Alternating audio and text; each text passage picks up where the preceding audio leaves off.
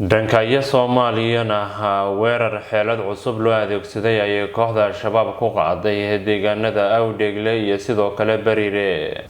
Gudoomiyaha gobolka Shabeellada Hoose Cabdiqaadir Maxamed Nuur Saciid ayaa shaaca ka qaaday in Al-Shabaab ay xeelad cusub u adeegsatay weeraradii ay shalay ku qaadeen saldhigyada ciidamada Bariire iyo sidoo kale Awdeegle. Sida uu sheegay, Al-Shabaab ayaa baabuur nooca xabadu aysan karin ee bullet-proof-ka u adeegsaday inay ku soo xayndaabka saldhigga Awdeegle, balse la qarxiyay inta uusan soo gaadhin. Waa xeelad cusub, waa noocyo cusub oo nimanka argagixisada ay haatan bilaabeen. Kolley baabuurtaasi inay hadda tijaabo yihiin ayaan u qaadanay, ayuu yidhi Saciid oo intaasi ku daray in Al-Shabaab jab culus lagu gaarsiiyey weerarkaasi. Ma cadda sababta Al-Shabaab u adeegsadeen baabuurka aysan xabadu karin ee qaaliga haddii ay jirto sida uu sheegay gudoomiye Sidi, balse waxaa suurtagal ah inay doonayeen inay dagaalyahanadooda ku galaan xerada iyagoo aan la waxyeelaynin ka hor inta aysan gaarin. Taliyaha ciidanka dhulka ee militariga Soomaaliya Generaal Maxamed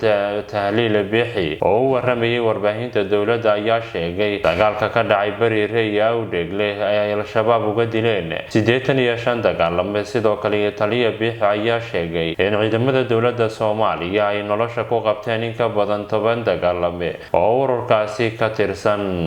Dhanka kalena wasiirka gaashaandhigga ee Soomaaliya Xasan Xuseen Xaaji oo war ka soo saaray dagaalkaasi ayaa ciidamada xoogga dalka ku bogaadiyey guulaha ay ka soo hooyeen weeraradii uga yimid Al-Shabaab ee ka dhacay Awdeegle iyo Bariire. Waxaan bogaadinayaa naftoodurayaasha geesiyaasha ah ee habeen iyo maalinba u taagan difaaca dalkooda iyo dadkooda diintooda oo maanta dharbaaxo weyn ku dhuftay argagixisada, ayuu yidhi wasiirka difaaca Soomaaliya Xasan Xuseen.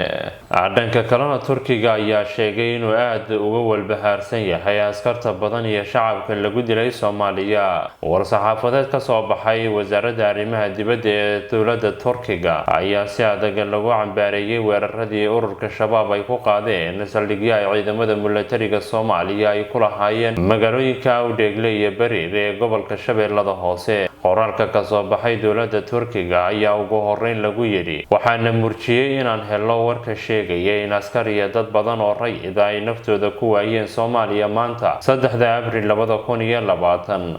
weeraradii argagixiso ee lala beegsaday ciidamada qaranka Soomaaliyeed iyo dadka shacabka ee aan waxba galabsanin. Qoraalka wasaaradda arrimaha dibadda Turkiga ayaa intaasi ku sii daray, waxaan si adag u cambaareynaa weerarada foosha xun ee argagixisada, waxaana si kaliya laaba ugu tacsiyeynaynaa dowladda iyo shacabka aan walaalaha nahay ee Soomaaliyeed. waxaan Allah uga rajaynaynaa naxariistiisa kuwii ku nafwaayay weeraradaasi si degdegana inay u bogsadaan dhaawacyada kale. Sidoo kale dowladda Turkiga ayaa mar kale qoraalka ku ballan qaaday inay sii garab taagnaan doonto Soomaaliya, si gaar ahaan ay uga gacan siiso doonista la dagaalanka waxa loogu yeedho argagixisada. Turkigu wuxuu sii wadi doonaa go'aankiisa inuu garab istaago dowladda iyo shacabka Soomaaliyeed dhinacooda marka looga baahdo.